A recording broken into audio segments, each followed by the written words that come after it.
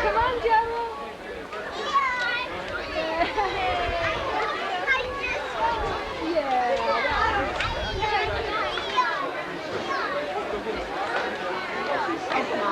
Uh-oh, Dad, you're right on his way.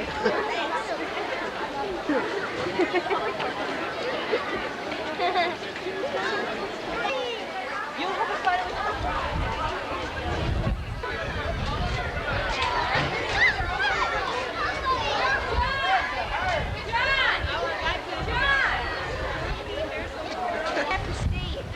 Hey, get a still picture for Steve.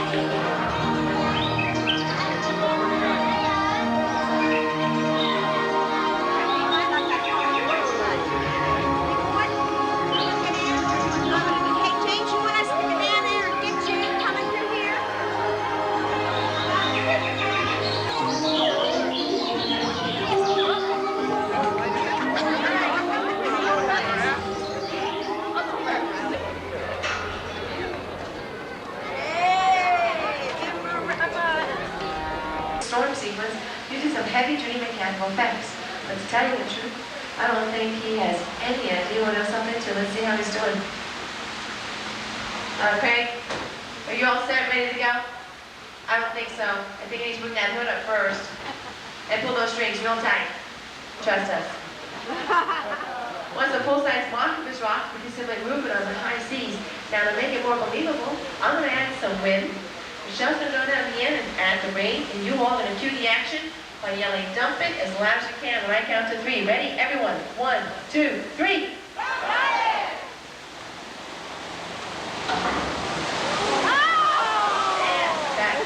That's the thing. Now we'll take the scene Craig just did and edit together some footage we shot of this miniature tug in a similar take like ours using the same wind and rain effects. Now we'll show you how miniatures, mechanical effects, and a very brave skipper who produce a classic high seas adventure. Watch your monitors.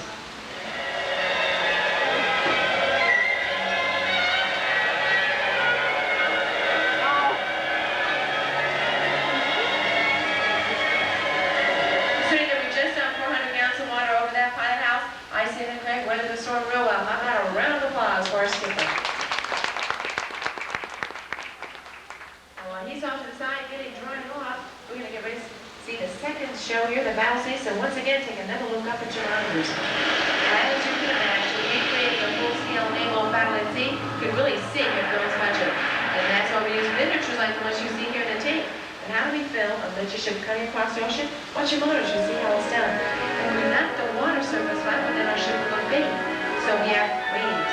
The waves are too big, then our boat will look like a toy in a bathtub. To get around these problems, we use large fans like the ones we have here to create small, fast moving waves. And then we slow everything down the scene and fit it to its proper scale. We're adding smoke, sound effects, music, bouncing because it's just about complete. But we need 2 more things to complete the scene, and first that's explosions provided by our water cannons, just like that one. And second is an actor provided by an unsuspecting volunteer from the audience. Hi, what's your name? Derek. Not anymore, Derek. You're now playing the role of Captain Duck, commander of the SS, totally singable, and our action-packed adventure, all hands on deck. Okay, Captain, you're now patrolling some different binoculars up our deepest, darkest regions of our special effects water tank, and you spot a battleship off into the distance. And you fire a torpedo straight through her midships. Fire a torpedo. Good shot. Of course, Captain, that was one of ours. Oh no, the restarted. Enemy planes are coming in at 10 o'clock. You better duck, Captain! Duck!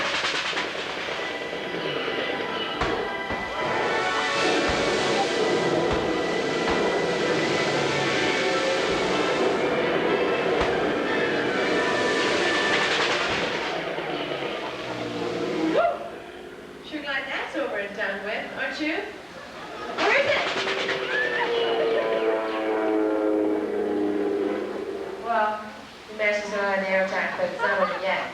Look off in the distance. Now you have enemy torpedoes, and they're coming in from every direction. They're getting closer and closer. Oh, Captain, you're a dead duck. Take a look up at your monitors and you'll see Captain Stuck's explosive performance in super slow motion.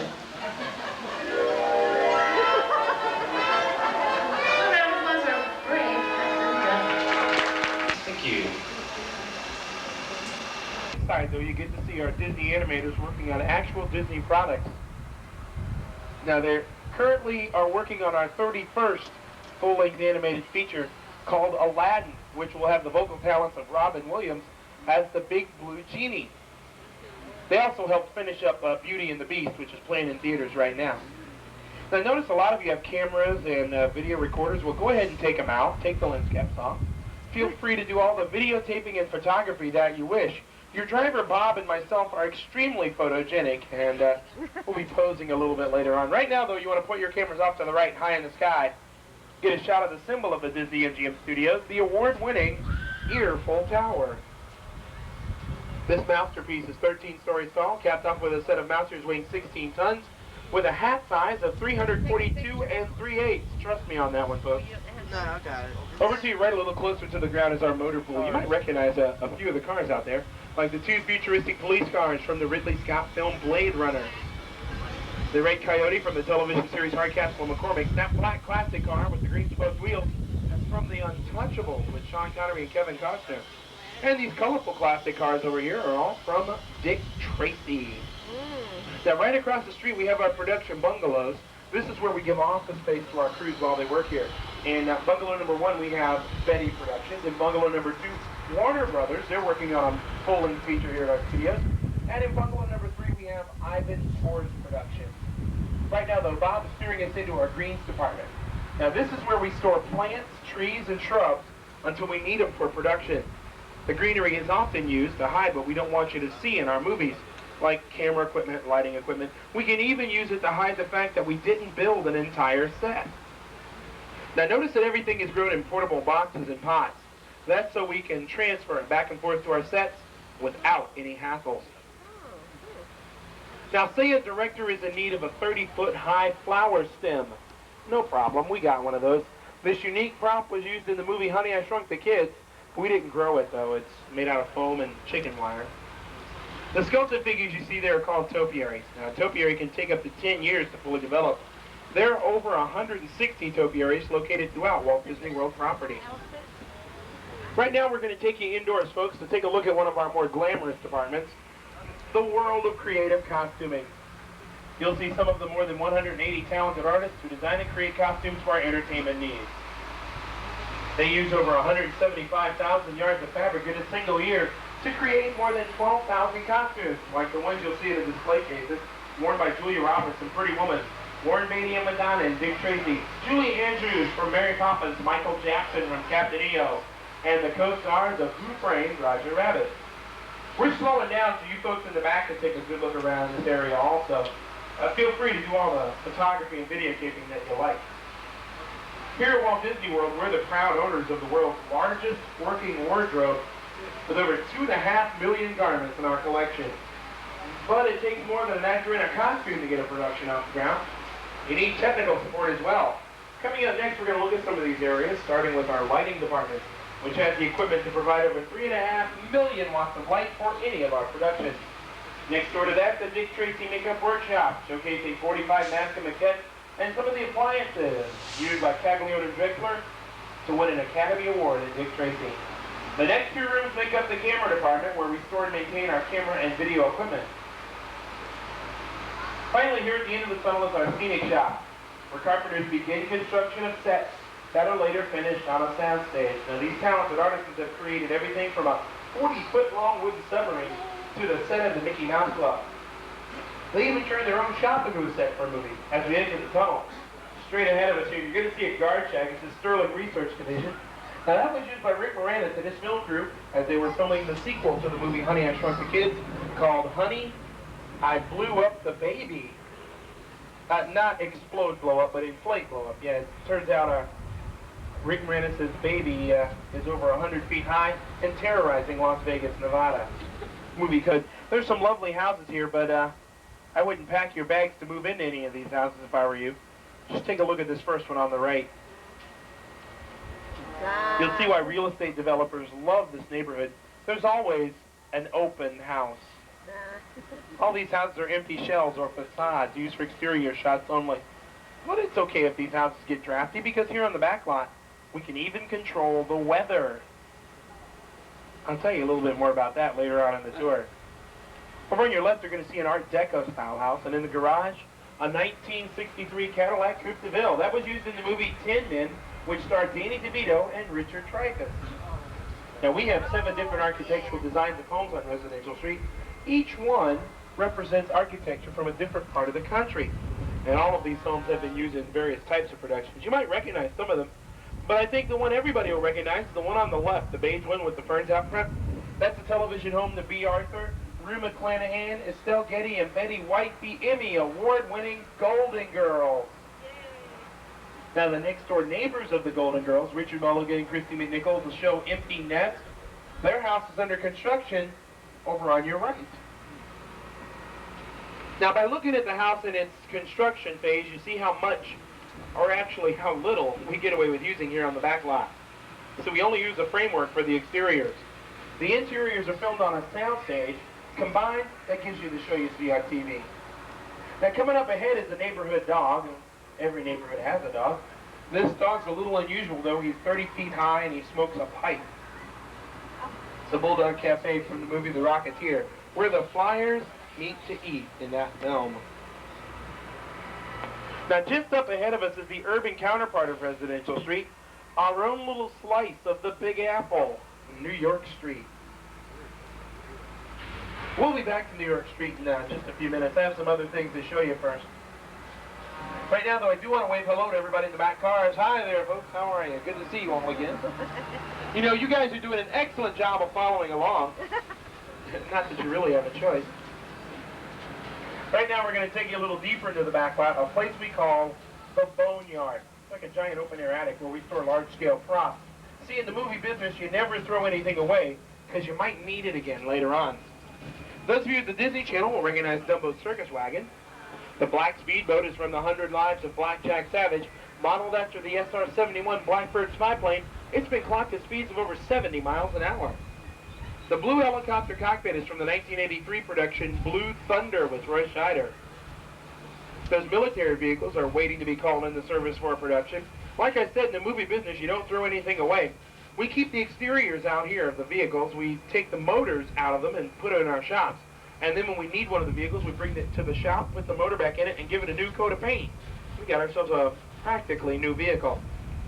These 3 classic blue cars here are from Who Framed Roger Rabbit. I'm sure you can figure out which one Roger got his hands on. And then there's a Pacific Electric trolley car, also from Who Framed Roger Rabbit. That's not really a trolley car, though. It's actually a converted bus. Coming up next are 2 silver space pods from the film Flight of the Navigator. After that, the colorful gears from the final fight scene in Dick Tracy. And then Mother Goose's house from Rock and Rhyme with Shelley Duvall. Now take a look across the canal and you'll get a backstage view of the homes on Residential Street. Now, you'll see that there's not a lot of privacy in this neighborhood. Also notice that the architectural details, like the shingles on the roof, disappear outside of the camera's range. It's because we don't build what the camera doesn't need to see. But what if your camera needs to see something that's just not there? Like an active oil field in the middle of a dry, rocky, barren desert canyon. In Central Florida, the only place you can find a set like that is right here on our studio back lot. We call it Catastrophe Canyon. And right now we're going to go inside and take a look. Now folks, I just want to remind everybody to remain fully seated at all times, and please keep a tight hold on your personal belongings. Don't drop anything over the side because I can't guarantee its condition once we return it to you.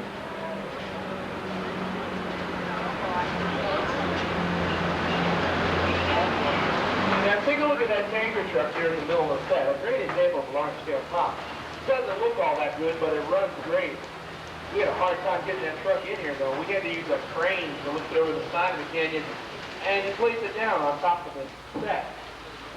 I just hope they locked the parking brake down when they put it in here. Anyway, remember when I told you earlier in the tour that here on the back lot we can even control the weather? Thank you. What if your script calls for a torrential downpour? Well, in the movie business, time is money. You can't sit around and wait for Mother Nature. So when your cameras are ready to roll, your rain had better be ready to fall. This effect is done with water spouts up at the top of the canyon. They shoot the water up and out in a crisscross pattern to give it a natural falling effect. When the director yells action, he has rain.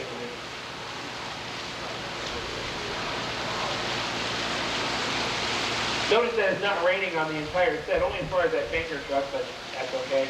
Your camera won't be able to tell the difference. I warned you folks on the left, you might be getting wet. Yeah, sorry about that. Scene 1, hey, that's the earthquake scene. Whoa! Hey guys, well hang on everybody, we'll get out of here in just a minute.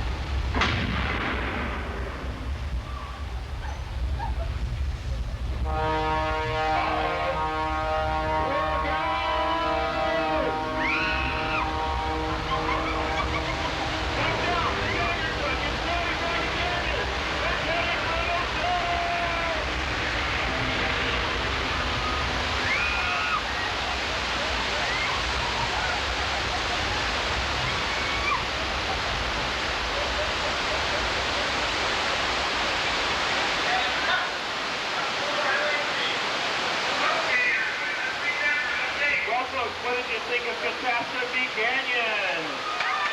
Yeah, you like that? Good. So right now, Bob and I are going to take you around behind the scenes, show you how the special effects are done.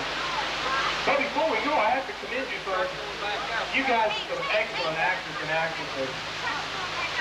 You folks in the back, those screams sounded great. Very realistic. Look at when the guy there in the middle car was climbing over his family to get away from that tanker truck. Very nice effect.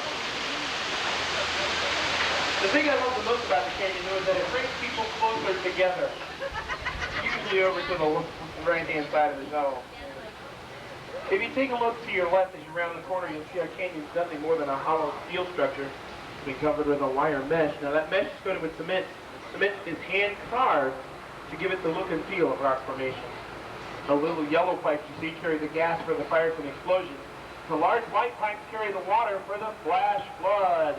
The flood has started when we opened the gates to the 3 tanks up at the top of the canyon, sending 70,000 gallons of water rushing at our shuttle. To add a little more excitement, we use air cannons to shoot some of the water down the canyon. These air cannons are powerful enough to shoot a basketball over the top of the Empire State Building. But not from here. We would have to go to New York City to pull that off. Now, the earthquake we felt was caused by hydraulic shaker cables underneath each individual shuttle car. And then we add some low-frequency sound effects, and our catastrophe is complete. The amazing thing about the canyon is that we can reset this show, including filtering and recycling all the water, in just 3.5 minutes. Wow. On a busy day, that's just enough time to get in another shuttle load of victims. Visitors. Visitors for the next show. Hi. Hey, this is my best side. How you doing back there? You guys survived the canyon okay? You guys doing all right? Beautiful. Take a look over to your right. You're going to see the back of our buildings on New York Street. Notice that steel structure within the building. That steel structure is designed to withstand hurricane-force winds of over 90 miles an hour. And just like the homes on Residential Street, these buildings are all facades. And we've hand-painted and aged them to make them look like they've been standing here for a couple of decades, when really these buildings have only been standing a couple of years. Well, folks, we're going to take you from beautiful, sunny Central Florida to beautiful, sunny Manhattan. And you don't even have to get out of the shuttle to do it. Just point your camera over here to the right, through the archway. And you're on 42nd Street. Those aren't really buildings down at the end of our street, though. They're painted flats, a lot like billboards, given a 3-dimensional look using an old trick called forced perspective. That makes the buildings appear taller and farther away than they really are. Well, folks, I do have some bad news for you. We're at the end of our tour. Sorry. If you look over to your right, you're going to see John. Hi, John. Now, John knows everything there is to know about the studio, so if you have any questions, feel free to ask him. He'll be more than happy to answer any questions you might have. If you look on the sidewalk, you'll see Roger Rabbit's pink footprints. Follow those footprints around the corner into the loony bin. From there, just follow the signs. You can go wherever you want to go. Make sure you don't walk behind the shuttle, because then you'll be walking in a